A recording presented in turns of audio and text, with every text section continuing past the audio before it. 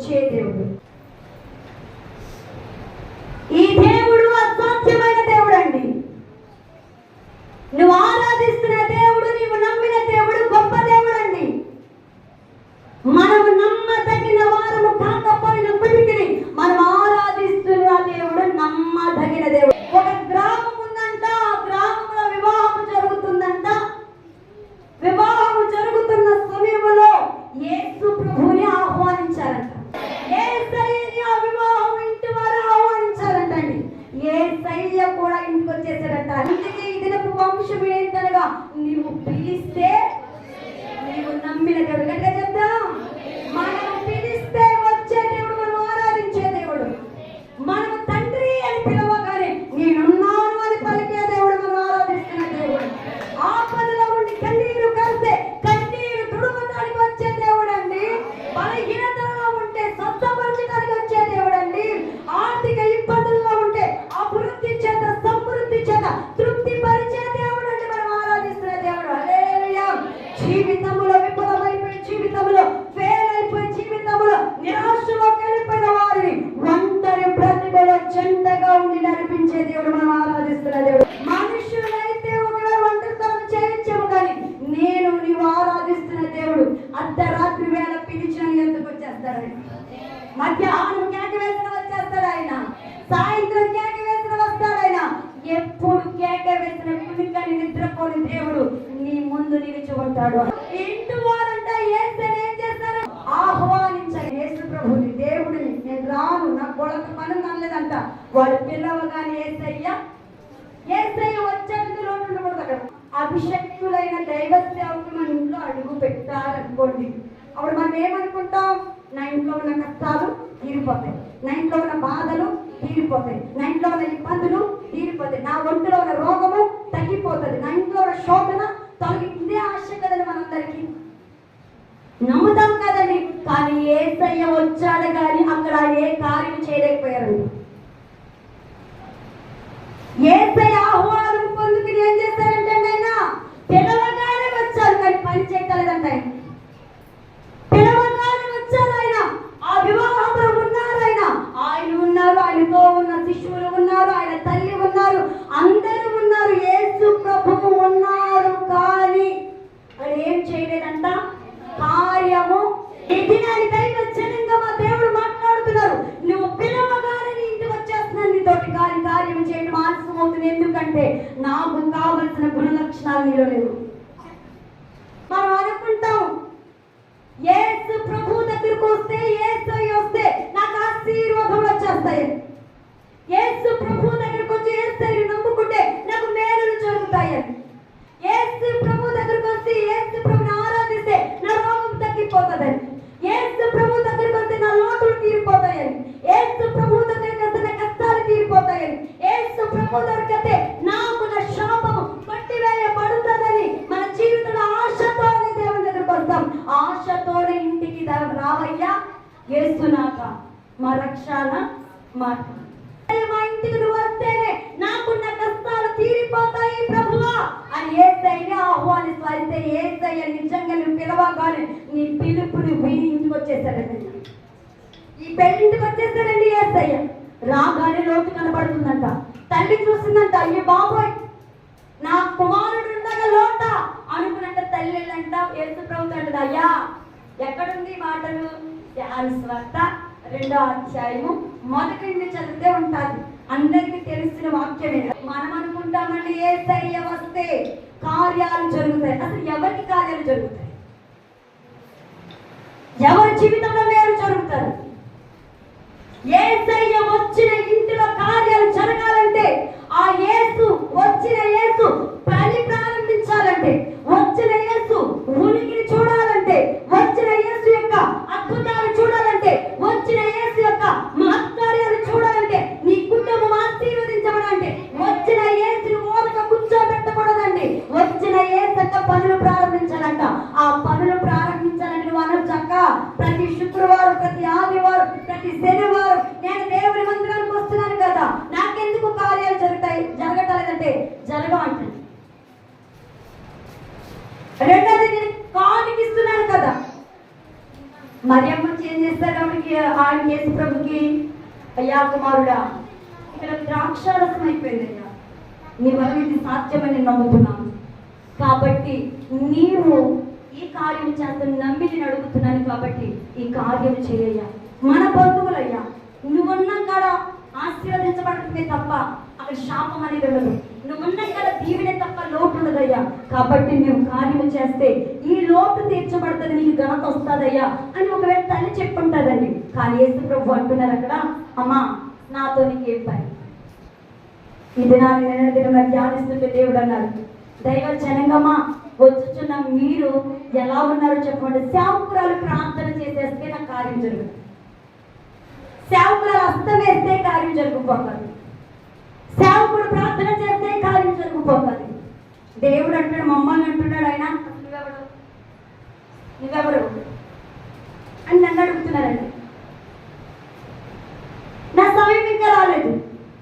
ఆయన సమయం ఇంకా రాలేదు అనటానికి గల కారణం మధ్యవర్తి ప్రాబ్లం అంటారా?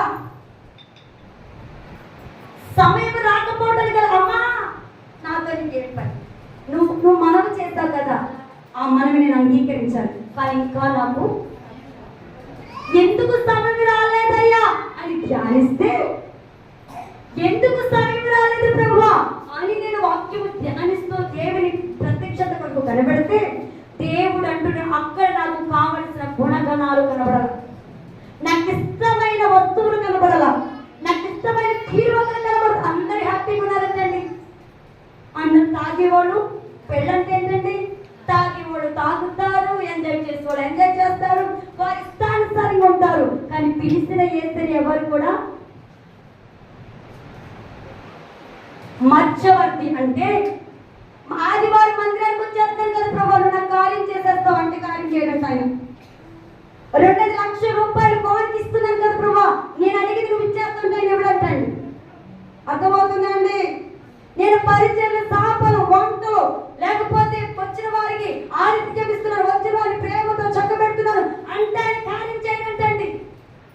పరిస్థితులు కూర్చోనంటే ఆయన ఉంటాడంటే మనతోటి. యేసు ప్రభు ఉన్నారు ఇందులో, యేసు ప్రభు ఉన్నారు వివాహంలో, కానీ యేసు ప్రభు పని చేయడం ప్రారంభించలేదంట. యేసు ప్రభు ఉన్నారు, కార్యాలు చేయడం ప్రారంభించలేదంటండి.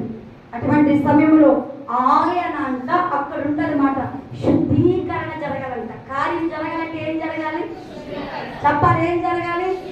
యూదుల ఆచార ప్రకారంగా శుద్ధీకరణ.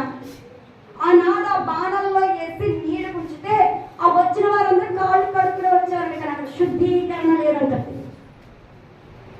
ఇది నాని దైవ జనంగమా, శుద్ధీకరణ అనేది ఆనాడు కాళ్ళు కడుక్కుంటా కంటే ఈనాడు పరిశుద్ధాత్మ దేవుడు అంటున్నాడు, మనల్ని మనం శుద్ధిపరచుకోవాలంటే, ఆయన కార్యం చేయాలంటే, ఆయన అద్భుతం చూడాలంటే, ఆయన మేలు చూడాలంటే, ఆయన నీ ఇంటికి వచ్చిన ఆయన నీతో పాటు నీ హృదయంలోకి వచ్చి నీ ఇంటికి వచ్చిన యేసు ప్రభు నీ ఇంటిలో పని చేయటము ప్రారంభించాలంటే నీ హృదయం ఎలా ఉండాలంట? పరిశుద్ధంగా ఉండాలని. హృదయంలో పరిశుద్ధత లేకపోతే దేవుడు నీ ఇంటికి వచ్చిన మౌనంగా కూర్చుంటాడంట. నీ ఇంటికి వచ్చిన యేసయ్య పని చేయాలా, నీ ఇంటికి వచ్చిన యేసయ్య కార్యాలను చూడాలని ఆశ ఉంటే, నీ ఇంటికి వచ్చిన యేసయ్య ద్వారా నువ్వు అద్భుతాలు చూడాలంటే, నీ ఇంటికి వచ్చిన యేసయ్య మహాశక్తిని చూడాలంటే నీ హృదయం ఎలా ఉండాలంట? ఎలా ఉండాలంట? పరిశుద్ధత ఒక మానవుడికి కావాలంట. 6 బాణం రాతి బాణం, 6 సంఖ్య. 6వ రోజున ఎవరిని చేస్తారు దేవుడు? చెప్పాలి, ఎవరిని చేస్తారు? 6వ రోజున ఎవరిని చేస్తారు? మనిషి. 6 రాతి బాణాలు మనిషికి సూచన. ఇప్పుడు ఈ మనిషి ఏం చేయబడాలంటే పక్కన పడేసేస్తారంటండి. ఆ రాతి బాణాలు పక్కన పడేసిన బాణల్ని నేలతో నింపబడాలని శుద్ధి చేయాలి. నీరు అనే వాక్యం నీ హృదయంలోకి రావాలంటే, నీరు అనే వాక్యం నీ హృదయంలో ఉండాలంటే, నీరు అనే వాక్యపు దేవుడు నీతో పాటు నీ ఇంటికి వచ్చి పని ప్రారంభించడం స్టార్ట్ చేయాలంటే మొదట నీ దేహం శుద్ధి చేయబడాలి, మొదట నీ హృదయం శుద్ధి చేయబడాలి, మొదట నీ దేహం శుద్ధి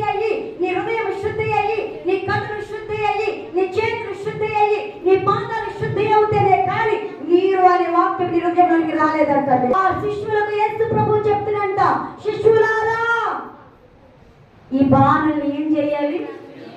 నీళ్లతో నింపాలని శుద్ధీకరణ జరగాలి. పవిత్రాత్మ గడిచిన రాత్రి మేము కొండలకి వెళ్ళామండి. ఒక సేవకులు చెప్పారు, లోకనాథుడు తీసుకొచ్చి ఆశీర్వాదాలు అనుకుంటున్నామంట. లోకనాథుడు తీసుకొచ్చి ఆశీర్వాదాలు కాదంటండి, పరలోక సంబంధమైన ఆశీర్వాదాలు రావాలంట. ధనం ఉంటే, ఆరోగ్యం ఉంటే, వస్త్రం ఉంటే, లేదా సందర్భంతో ఉంటే, లేకపోతే ఏవేవో కోర్పులు తీర్చబడితే ఇవన్నీ లోకనాథుడు ఇస్తారంటండి. ఇవి సాతాను ఇస్తారంటండి. అపవిత్రాత్మకి ఈ లోకం అందుకే యేసుప్రభు మత్తయి సువార్తలో పై కొండకి శిఖరానికి తీసుకెళ్ళి లోకంలో ఉన్నవన్నిటిని చూపించి ఈ లోకమంతయు చెప్పాలి గట్టిగా, చెప్పాలి గట్టిగా, ఈ లోకమంతా నాదే, నీకు ఇస్తాను, నన్ను మొక్కు. ఇది మనం అనుకుంటున్నాం ధనము. మనం అడిగిందల్లా ఏంటి? వ్యాపారాలు వృద్ధి పొందాలి. మనం ఎక్కడ పాదం పెట్టాక ఆశీర్వాదం చూడాలి. మనం ఏది చేస్తే అక్కడ దేవుడు మనల్ని ఆశీర్వదించాడు.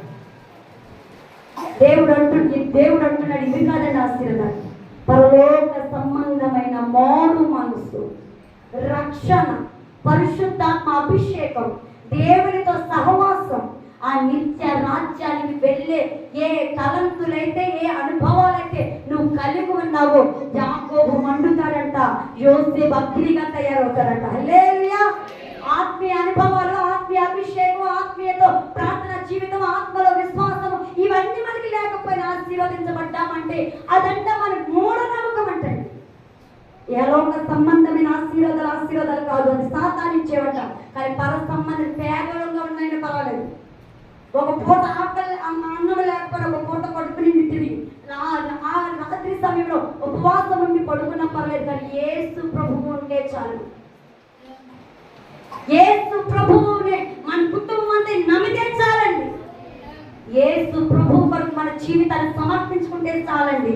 పేదోడు ఉన్నా పర్వాల, అప్పులతో ఉన్నా పర్వాల, రోగంతో ఉన్నా పర్లేదు, ఎన్ని రోగాలు మన దేహం మీదకి వచ్చినా ఆయన సెలవు లేకుండా మన వెంట్రుకలు ఒక్కటి కూడా భూమి మీదకి రాదంటండి.